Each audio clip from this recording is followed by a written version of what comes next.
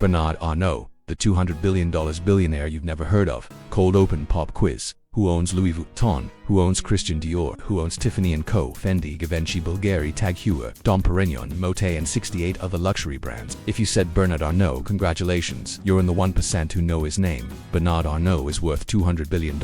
He controls a $500 billion luxury empire. He was the richest person in the world in 2023, and most people have never heard of him. While Elon Musk and Jeff Bezos fight on Twitter, while Mark Zuckerberg testifies in Congress, while American billionaires dominate headlines, Bernard Arnault quietly builds the most powerful family empire on earth. He doesn't give interviews, doesn't seek attention, doesn't tweet, he just wins. This is a man who took control of LVMH through corporate warfare in the 1980s, who bought Tiffany for $16 billion during a pandemic, who positioned all 5 of his children to inherit an empire that will last centuries. While tech billionaires boom and bust, fortunes made and lost in years, Arnault plays a different game. He doesn't build companies that disrupt, he acquires brands that endure. Because a Tesla might be outdated in 10 years, an iPhone becomes obsolete in 2 years, but a Louis Vuitton bag from 1990 still worth money today. By the end of this video, you'll understand how Bernard Arnault built a luxury monopoly, how he created a dynasty designed to last 1,000 years, and why his strategy is the opposite of every American billionaire you know. This isn't a story about getting rich quick, this is a story about building eternal wealth. Let's meet the man you've never heard of. Chapter 1. The Unknown Titan. Bernard Arnault was born in 1949 in Roubaix, France, a small industrial town in northern France. Not Paris, not glamorous, just industrial. His father owned a construction company, middle class, respectable, nothing extraordinary. Bernard studied engineering at École Polytechnique, one of France's most elite schools, graduated, joined his father's company. For most people, that would be the story. Take over dad's business, live comfortably, retire. But Bernard saw something different.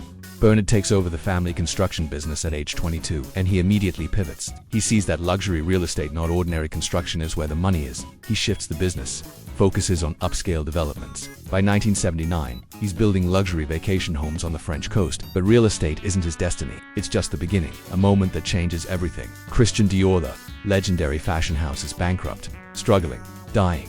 The French government is desperately looking for someone to save it.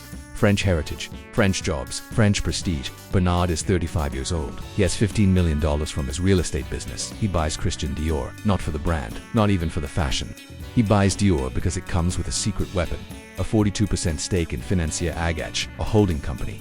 And Financière Agache owns shares in LVMH, the largest luxury conglomerate in Europe. Bernard didn't buy a fashion house, he bought a doorway to an empire. This is how Bernard thinks.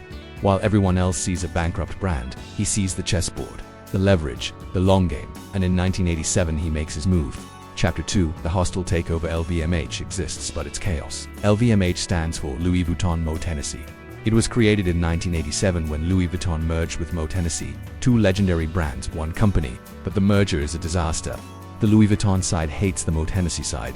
Internal warfare, power struggles, no clear leader. Bernard sees the opportunity. He starts buying LVMH shares quietly through his Christian Dior holding company. No announcements, no press releases, just accumulating. By 1988, Bernard controls enough shares to demand a seat on the board. The existing leadership panics. They don't want an outsider. They try to block him, but Bernard has allies. Guinness, the beer company that owns a stake in LVMH, sides with him. Together they have control. January 1989, Bernard Arnault becomes chairman and CEO of LVMH. He's 39 years old. The French media calls him the wolf in cashmere. He's elegant, sophisticated, polite in public, but in business, ruthless. Bernard's first move as CEO: fire almost everyone. The old guard, gone. The executives who fought him out. He restructures the entire company, centralizes power, cuts costs, focuses on profitability, and then he starts hunting. Because Bernard's strategy isn't just to run LVMH, it's to own luxury, all of it. Chapter 3. The acquisition machine. Bernard's strategy is simple, elegant, devastating. Step 1. Identify iconic luxury brands with heritage and history. Step 2. Acquire them, hostile takeover if necessary. Step 3. Invest billions in quality, craftsmanship, marketing. Step 4. Never sell, ever. Most companies buy and sell assets, flip businesses for profit. Bernard doesn't flip. He holds forever. He calls them eternal stars. Stars don't fade. They shine for centuries. Let's walk through the empire. Louis Vuitton, the crown jewel, $50 billion brand, most valuable luxury brand on earth. Christian Dior, where it all began, $40 billion brand. Fendi, Italian luxury, acquired 2001. $5 billion brand. Givenchy, French haute couture, acquired 1988. $3 billion brand. Celine, minimalist, luxury. Acquired 1996, $2 billion brand. Marc Jacobs, American designer. Acquired 1997, Lowe's Spanish leather goods. Acquired 1996, Tiffany & Co. Acquired 2021 for $16 billion during a pandemic, the largest luxury acquisition in history. Bulgari, Italian jeweler. Acquired 2011 for $5 billion. Charmet, French jeweler, owned since 1999. Fred, another French jeweler. TAG Heuer Horror, Swiss watches. Acquired 1999. Hublot, luxury timepieces. Acquired 2008. Zenith, another Swiss watchmaker. Moët & Chandon, the original LVMH brand. Dom Perignon, the most expensive champagne on earth. Veuve Clicquot, another legendary champagne house. Hennessy, the cognac that rappers made famous. Chateau de Quem wine, the most expensive wine in France. Total brands in the LVMH portfolio, 75 luxury brands. Combined revenue over $90 billion per year. Combined valuation over $500 billion. If you've ever bought luxury in your life, fashion, jewelry, champagne, watches, there's a 40% chance you paid Bernard Arnault. And here's the beautiful part of his strategy. Luxury doesn't depreciate. A Tesla loses 30% of its value the moment you drive it off the lot. An iPhone is obsolete in 2 years, but a Louis Vuitton bag holds value, sometimes appreciates. A TAG Heuer watch from 1995, still worth money. A bottle of Dom Perignon from Ijou, worth more today. This is why Bernard is playing a different game than tech billionaires. Elon and Jeff build companies that might not exist in 50 years. Bernard owns brands that have existed for 150 years and will exist for 150 more. But the empire isn't just about brands, it's about legacy, and that means family. Chapter 4. The dynasty. Bernard Arnault has 5 children, and every single one of them is being groomed to rule. This isn't a billionaire who's going to donate his fortune. This isn't Bill Gates or Warren Buffett. Bernard is building a dynasty. An empire that will pass through bloodlines for centuries. Delphine Arnault, age 49, the eldest. She's the CEO of Christian Dior Couture, the second largest brand in the empire. Bernard has publicly called her his likely successor as CEO of LVMH. Antoine Arnault, age 47, CEO of Loro Piana, the ultra-luxury Italian cashmere brand, also chairman of Berlutimens luxury shoes. He's positioning himself as the operations expert of the family. Alexander Arnault, age 32, executive vice president of Tiffany & Co. Bernard sent him to New York after acquiring Tiffany to turn the brand around. He succeeded. Tiffany's revenue is up 20% since Alexander took over. Frederic Arnault, age 29, CEO of TAG Heuer, the watch brand, the youngest CEO in the LVMH empire, focused on innovation and digital integration. Jean Arnault, age 26, director of marketing and development at Louis Vuitton Watches, also CEO of watches and jewelry at LVMH. Do you see the pattern? Each child runs a different brand, different sector, different expertise. This isn't nepotism for the sake of it. This is strategic. Bernard is positioning his children so that when he dies, they won't fight over the empire. They'll each have their kingdom within the kingdom. French inheritance law requires equal splits among children. So Bernard can't just give everything to Delphine, but he can structure the company so that his 5 children inherit equal shares and continue running the empire together. This is a 100-year plan, a 500-year plan, a 1,000-year plan. The Arnault family will control luxury for generations. Compare this to American billionaires. Elon's children, no clear role in Tesla or SpaceX. Jeff's children, not running Amazon. Mark Zuckerberg's kids, toddlers with no business training. But Bernard's children, they've been preparing for this their entire lives. They speak multiple languages, they understand luxury, they've worked their way up through the brands. This is the European model. Old money, dynasties, families that have controlled wealth for centuries. While American billionaires chase quarterly earnings, European aristocrats think in centuries. And Bernard isn't just building a business dynasty, he's building cultural power.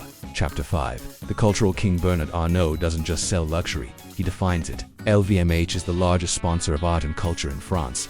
Bernard personally funded the restoration of the Palace of Versailles, hundreds of millions of euros. He donated 200 million euros to rebuild Notre Dame Cathedral after the fire in 2019. Why? Because luxury isn't just about products. It's about prestige, heritage, culture. When you restore Notre Dame, you're not just fixing a building, you're positioning yourself as a guardian of French civilization. Bernard owns the Fondation Louis Vuitton, a massive modern art museum in Paris, designed by Frank Gehry, cost $143 million. It's a monument, a statement. LVMH's culture. Bernard is friends with every French president for the last 30 years. François Mitterrand, Jacques Chirac, Nicolas Sarkozy, François Hollande, Emmanuel Macron. Doesn't matter who's in power, Bernard has access. Why? Because LVMH employs 200,000 people globally, 75,000 in France alone. Bernard can threaten to move production, move jobs, move tax revenue. Politicians listen.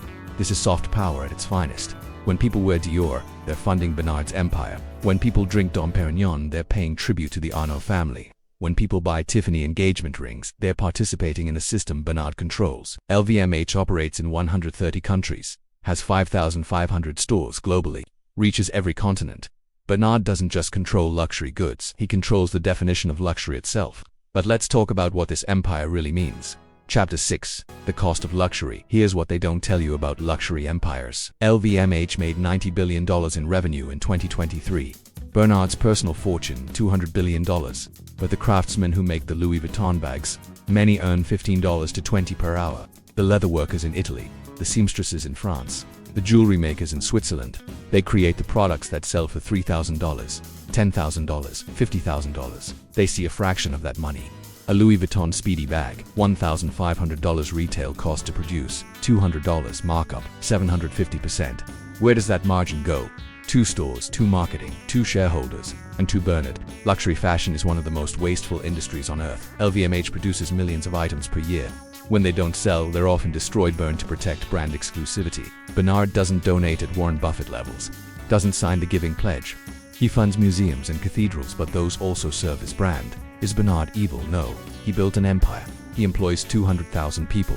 He preserves heritage brands. But let's not pretend luxury is about craftsmanship and art. It's about profit, control, power. And that brings us to the most important question. Finale. Let me tell you what Bernard Arnault understands that most billionaires don't. Tech fortunes are temporary. Facebook might not exist in 50 years. Tesla might be obsolete in 30, but luxury is eternal. People have been buying luxury goods for 5,000 years, from Roman emperors to French kings to Chinese billionaires today. The desire for status, for beauty, for exclusivity, that never goes away. Bernard didn't build a company, he built a system where his family controls 75 brands across every category of luxury. A system where his 5 children are positioned to inherit and expand the empire.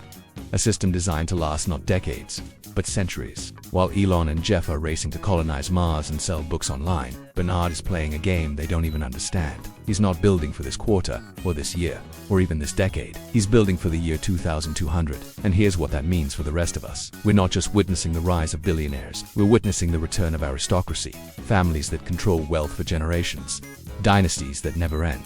The Arnault name will be powerful for centuries, just like the Medici, the Rothschilds, the Rockefellers. So ask yourself this. In a world where 5 people can inherit an empire worth $500 billion, in a world where luxury brands are passed down like royal titles, in a world where wealth becomes hereditary power, are we living in capitalism, or are we watching the birth of a new feudalism? Bernard Arnault is the richest man most people have never heard of, and maybe that's exactly how he wants it. If this video opened your eyes to a billionaire you didn't know existed, hit subscribe, because we're uncovering the empires hiding in plain sight every single week. Next, Mark Zuckerberg. From the most mocked man in tech to $204 billion. The greatest comeback story in Silicon Valley history. Drop a comment. Had you heard of Bernard Arnault before this video? And what luxury brand do you recognize from his empire?